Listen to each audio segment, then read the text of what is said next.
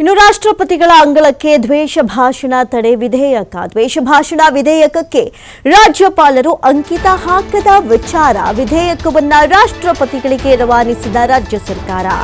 ಕೇಂದ್ರ ಗೃಹ ಇಲಾಖೆಗೂ ಪತ್ರವನ್ನ ಬರೆದಿದೆ ಕಾಂಗ್ರೆಸ್. ವಿಧೇಯಕದ ಉದ್ದೇಶ ಅಗತ್ಯ ಕುರಿತು ಸರ್ಕಾರದಿಂದ ಮನವರಿಕೆ. ರಾಜ್ಯ ಕಾನೂನು ಸಂಸದೀಯ ವ್ಯವಹಾರಗಳ ಇಲಾಖೆ ಪತ್ರವನ್ನು ಬರೆದಿದೆ. ಫೆಬ್ರವರಿ 4ರಂದು ಸಮಗ್ರ ವಿವರಣೆ ಮೂಲಕ 20 ಪುಟಗಳ ಪತ್ರವನ್ನು ಬರೆಯೋದಕ್ಕೆ ಮುಂದಾಗಿರುವಂಥದ್ದು. ಸಮಾಜದಲ್ಲಿ ಶಾಂತಿ ಸ್ಥಾಪನೆಗೆ ಕಾನೂನಿನ ಅಗತ್ಯವಿದೆ. ಪ್ರಚೋದನಾಕಾರಿ ಭಾಷಣದಿಂದ ಕೋಮು ಸಾಮರಸ್ಯ ಹದಗೆಟ್ಟಿದೆ. ಹೀಗಾಗಿ ವಿಧೇಯಕದ ಅನಿವಾರ್ಯತೆ ಇದೆ ಅಂತ ವಿವರಣೆ ಕೊಡೋದಕ್ಕೆ ಮುಂದಾಗಿದೆ.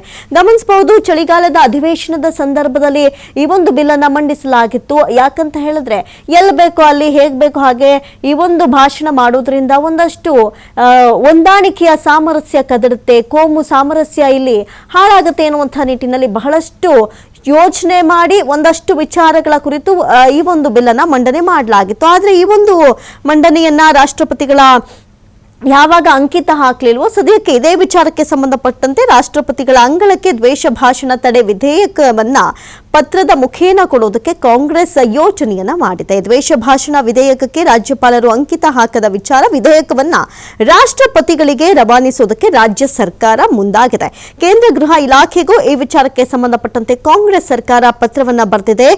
ವಿಧೇಯಕದ ಉದ್ದೇಶ ಅಗತ್ಯ ಕುರಿತು ಸರ್ಕಾರಕ್ಕೆ ಮನವರಿಕೆ ಮಾಡುವಂತ ನಿಟ್ಟಿನಲ್ಲಿ. ಯಾಕಂತ ಹೇಳಿದ್ರೆ ಈ ರೀತಿ ಸೋಷಿಯಲ್ ಮೀಡಿಯಾ ಯೂಸ್ ಮಾಡ್ಕೊಂಡಾಗ್ಲಿ ಹೆಂಗ್ ಬೇಕೋ ಹಂಗೆ ಭಾಷಣ ಮಾಡೋದ್ರಿಂದ ಕಾರ್ಯಕರ್ತರ ಅವರವರೇ ಫೈಟ್ ಮಾಡ್ಕೊಳ್ತಾರೆ. ಆದ್ರೆ ಭಾಷಣ ಮಾಡಿದವರು ಸೈಲೆಂಟ್ ಆಗಿ ನೆಮ್ಮದಿಯಾಗಿರ್ತಾರೆ. ಆದ್ರೆ ಇದೊಂದು ವಿಚಾರ ಬಹಳಷ್ಟು ದಿನ ಡ್ರ್ಯಾಗ್ ಆಗುತ್ತೆ, ಜೊತೆಗೆ ಹೊಂದಾಣಿಕೆಯ ಒಂದು ಸಾಮರಸ್ಯ ಕೂಡ ಕದಡುತ್ತೆ. ಹೀಗಾಗಿ ಇದರ ಉದ್ದೇಶ ಯಾಕೆ ಇದನ್ನ ಮಂಡಿಸ್ತಾ ಇದೀವಿ ಅನ್ನುವಂತಹ ಒಂದು ಉದ್ದೇಶ ಜೊತೆಗೆ ಅಗತ್ಯವನ್ನ ಕುರಿತು ಸರ್ಕಾರಕ್ಕೆ ಮನವರಿಕೆಯನ್ನ ಮಾಡುವಂತಹ ನಿಟ್ಟಿನಲ್ಲಿ ರಾಜ್ಯ ಕಾಂಗ್ರೆಸ್ ಸರ್ಕಾರ ಮುಂದಾಗ್ತಾ ಇರುವಂತದ್ದು. ಫೆಬ್ರವರಿ 4ರಂದು ಸಮಗ್ರ ವಿವರಣೆ ಮೂಲಕ 20 ಪುಟಗಳ ಪತ್ರವನ್ನ ಬರೆದಿದೆ. ಸಮಾಜದಲ್ಲಿ ಶಾಂತಿ ಸ್ಥಾಪನೆಗೆ ಕಾನೂನಿನ ಅಗತ್ಯವಿದೆ. ಪ್ರಚೋದನಾಕಾರಿ ಭಾಷಣದಿಂದ ಕೋಮು ಸಾಮರಸ್ಯ ಹದಗೆಡುತ್ತೆ. ಎಲ್ಲವೂ ಹೊಂದಾಣಿಕೆ ಹೋಗ್ಬೇಕಾದ್ರೆ ಇವರು